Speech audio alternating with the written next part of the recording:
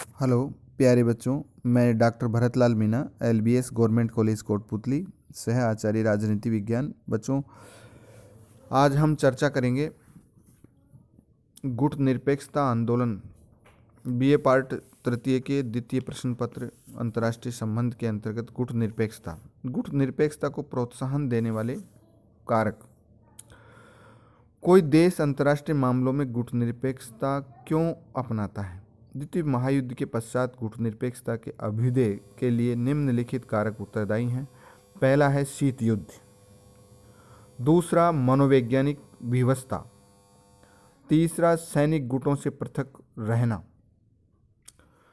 और चौथा अपने पृथक और विशिष्ट वैचारिक स्वरूप को अक्षुण्ण बनाए रखने की अभिलाषा, पांचवा स्वतंत्र विदेश नीति के संचालन की अभिलाषा और छठा है आर्थिक कारक।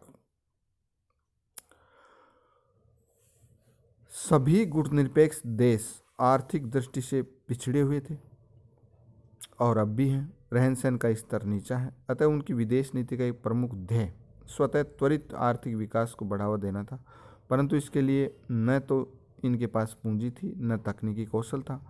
अतः उन्होंने अपनी वैदेशिक अर्थनीतियों को ऐसा मोड़ दिया कि उन्होंने जो चीज़ें कोई शर्त रखे बगैर जहाँ से भी मिल सकती हो मिल जाए, क्योंकि उन्हें इनकी सख्त ज़रूरत थी। यहाँ भी उन्हें किसी भी गुट में सम्मिलित न होने का मार्ग सबसे अच्छा लगा।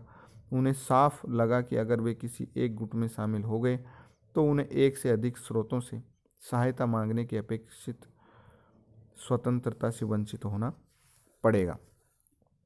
इस तरीके से ये जो कारक हैं ये गुटनिरपेक्षता को प्रोत्साहन देने वाले कारक थे।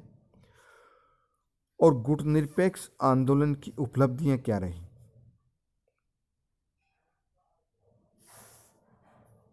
गुटनिरपेक्ष आंदोलन अब तक अंतर्राष्ट्रीय आंदोलन, विश्वव्यापी आंदोलन बन चुका है और इसका कार्यक्षेत्र भी अत्यंत व्यापक है। बेलग्रेड के प्रथम शिखर सम्मेलन में 25 देशों ने भाग लिया था और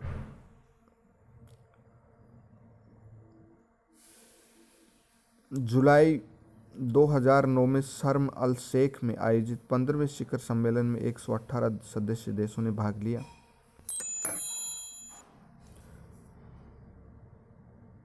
इसकी सदस्य संख्या निरंतर बढ़ती जा रही है।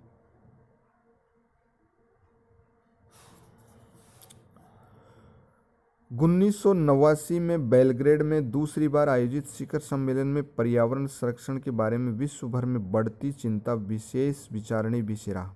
ओजोन परत, परमाणु छीजन, बड़े पैमाने पर वनों का काटा जाना, इसके फलस्वरूप मिट्टी का कटाव आदि पर विशेष रूप से ध्यान केंद्रित किया गया था। गुटनिरपेक्ष आंदोलन की प्रमुख उपलब्धियां इस प्रकार हैं।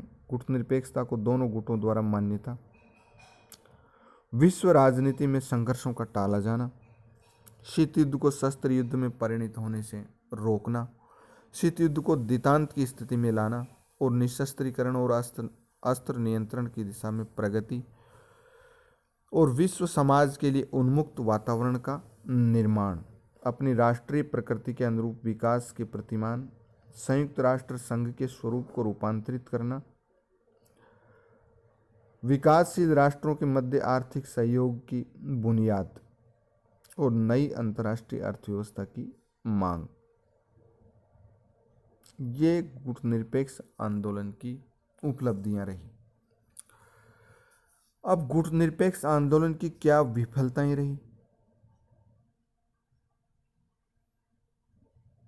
पहला है अवसरवादी और काम निकालने की नीति। इसके आलोचक निम्नलिखित तर्क देते हैं कि गुटनिरपेक्षता अवसरवादी और काम निकालने की नीति है, सिद्धांततः उपयुक्त किंतु अव्यवहारिक नीति। तीसरा, बाह्य सहायता पर निर्भरता। चौथा, गुटनिरपेक्षता की नीति किसी तरह सुरक्षा का साधन नहीं। पांचवा, संकुचित नीति। छठा, राष्ट्रहित के बजाय नेतागिरी की नीति। सातवां, इस नीति द्वारा अंतर्राष्ट्रीय राजनीतिक व्यवस्था में उल्लेखनीय परिवर्तन नहीं। गुटनिरपेक्षता एक दिशाहीन आंदोलन और गुटनिरपेक्ष राष्ट्रों में बुनियादी एकता का अभाव। 10वां, गुटनिरपेक्षता एक मूल्य रहित पैंतरा मात्र है। आलोचकों का यह भी कहना है कि युद्ध या संकट के समय गुटनिरपेक्ष देश अकेला रह जाता है, जिसे चीनी आक्रमण के समय भारत रह गया था। फिर अंतर्राष्ट्रीय राजनीति का मार्ग इतना कुटिल है कि गुटनिरपेक्षता की माला जपते हुए भी राष्ट्रों ने अंदर ही अंदर गुटों से हाथ मिलाने की कोशिश की। 1971 में संपन्न भारत सोवियत संधि इसका प्रमाण है। मिस्र सोवियत और इराक सोवियत संधियां भी इसी डर्रे पर संपन्न की गई थी। सैन्य परामर्श और सैन्य सहायता के स्पष्ट प्रावधान इन संधियों में थे। गुटनिरपेक्ष आंदोलन की चुनौतियां और दबाव। सैनिक दबाव, इस पर दबाव बढ़ता जा रहा है। आंदोलन, गुटनिरपेक्ष आंदोलन, सैनिक दबाव। महाशक्तियां गुटनिरपेक्ष देशों पर सैनिक दबाव डालती रहती है। अपने प्रभाव क्षेत्र का विस्तार करने के लिए महाशक्तियां गुटनिरपेक्ष नीति अपनाने वाले देशों को अपने सैनिक संगठनों के माध्यम से घेरने की कोशिश करती है।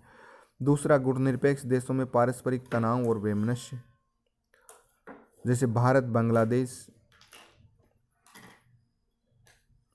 भारत पाकिस्तान।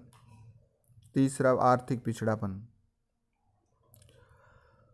चौथा, गुटनिरपेक्ष देशों में अस्थिरता उत्पन्न करना, जैसे क्यूबा जैसे देशों में अमेरिका ने CIA के माध्यम से फिदेल कास्त्रो सरकार को गिराने की बार बार कोशिश की। चिली के राष्ट्रपति एलेंडे की हत्या में भी CIA का हाथ था।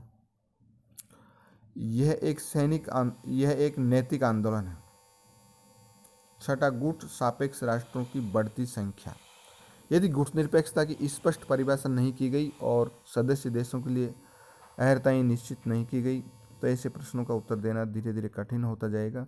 कोई आश्चर्य नहीं कि चीन भी इसका सदस्य शीघ्र ही बन जाए।